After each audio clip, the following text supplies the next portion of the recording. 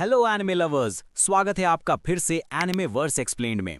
पिछले एपिसोड में हमने देखा कि रूडो ने अपनी पावर अनलॉक कर ली थी, लेकिन उसने एंजिन की टीम ज्वाइन करने से साफ मना कर दिया था। लेकिन दोस्तों, आज के एपिसोड में रूडो को एक ऐसा ट्रेनर मिलने वाला है जो शुरू में तो उसका दुश्मन बनेगा, पर बाद में वो आप खुद देख लीजिए।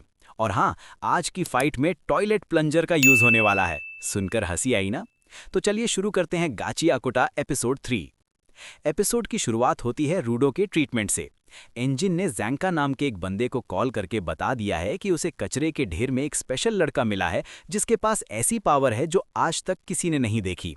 फिलहाल एक डॉक्टर रूडो की पट्टी कर रहा है।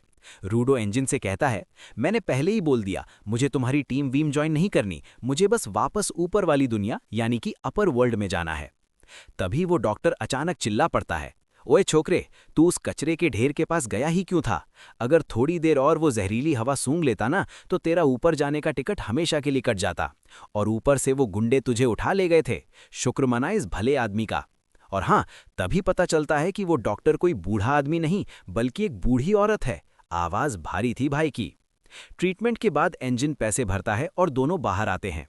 रूडो थैंक यू बोलता है, पर फिर वही रट लगाता है, मुझे ऊपर जाने का रास्ता बताओ। एंजिन समझाता है कि यहाँ के लोग ऊपर वालों से नफरत करते हैं। अगर किसी को पता चला कि रूडो ऊपर से आया है तो लेने के देने पड़ जाएंगे। यहाँ इन्फॉर्मेशन फ्री में नहीं मिलती, इसलिए चुपचाप मेरे को फॉलो करो। दोनों बर्गर्स खाने जाते हैं। रूडो भूखा तो था ही। वो सोचता था कि पिट में सिर्फ कचरा है, पर यहाँ तो पूरे शहर बसे हुए हैं। खाते हुए एंजिन समझाता है, यहाँ एनिमा नाम की एक एनर्जी होती है। कचरे के मॉन्स्टर्स यानी कि जिंकी इसी एनर्जी से बनते हैं। नॉर्मल वेपन्स उन्हें नहीं मार सकते, लेकिन तुम्हारे ग्लव्स उन्हें मार सकते हैं। जैसे एक शेफ का चाकू या राइटर का पेन। जब कोई इंसान किसी चीज का दिल से ख्याल रखता है तो उसमें एनिमा यानी जान आ जाती है। ऐसे वेपन्स को वाइटल इंस्ट्रूमेंट्स कहते हैं। इंजन के पास उसका छाता यानी कि अम्ब्रेला है और रूडो के पास उसके ग्लव्स। जो लोग इस पावर को यूज कर सकते हैं उन्हें गिवर्स कहते हैं। रूडो को रेक्टो की बात याद आती है, चीजों का ख्याल रखोगे तो उनमें आत्मा आ जाएगी। एंजिन बताता है कि उनका बॉस शायद ऊपर जाने का रास्ता जानता हो। बस ये सुनते ही रूडो टीम ज्वाइन करने के लिए तैयार हो जाता है, सिर्फ बॉस से मिलने के लिए। एंजिन को एक कॉल आता है और वो निकल जाता है। जाते जाते वो रूडो को पैसे देता है जो उसने रूडो के फैंसी कपड़े बेचकर कमाए थे। रूडो को गुस्सा आता है, पर एंजिन कहता है कि वो कपड़े वैसे भी मुसीबत बन जाते। वो रूडो को वहीं वेट करने को कहता है जहां उसका नया ट्रेनर आने वाला है। रूडो सोच ही रहा होता है कि वो रास्ता मिलते ही टीम छोड़ देगा, तभी एक बिल्ली उसका पैसों का थैला लेकर भाग जाती है। वो उसका पीछा करता है। एक गली में उसे एक लकड़ी का डंडा दिखता है।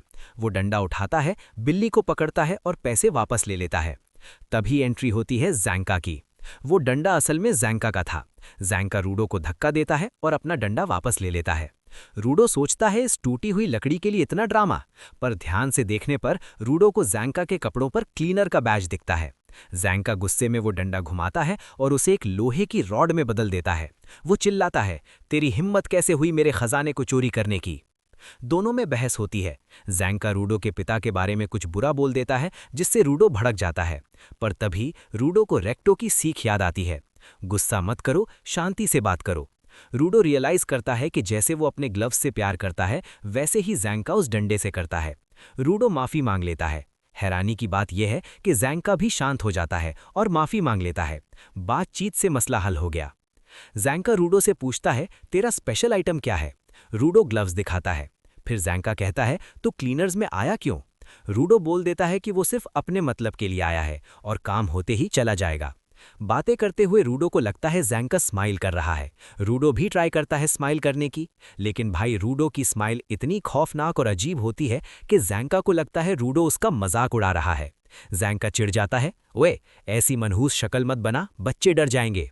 इस बात पर दोनों में फिर से लड़ाई शुरू हो जाती है।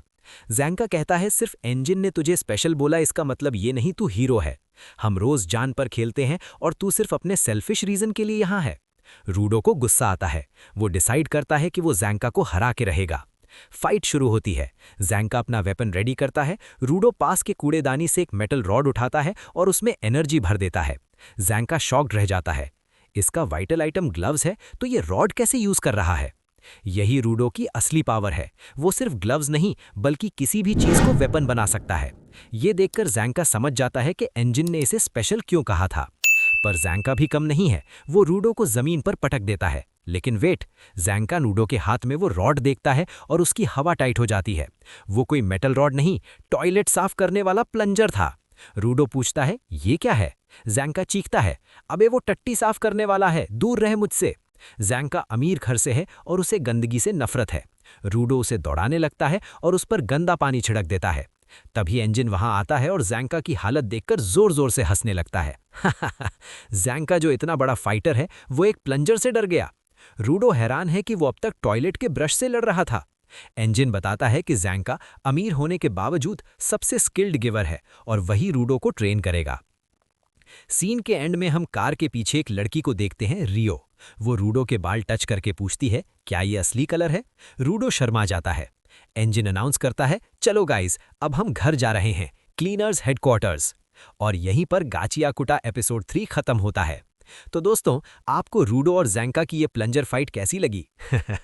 अब रूडो ऑफिशियली टीम का हिस्सा बनने जा रहा है, लेकिन हेडक्वार्टर्स में कौन से नए खतरे और नए कैरेक्टर्स उसका इंतजार कर रहे हैं, ये जानने के लिए चैनल के साथ बने रहें।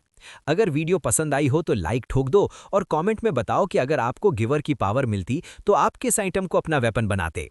सब्सक्राइब करें एनिमे वर्स एक्सप्लेन्ड को। मिलते हैं अगले एपिसोड में, तब तक के लिए सायोनारा।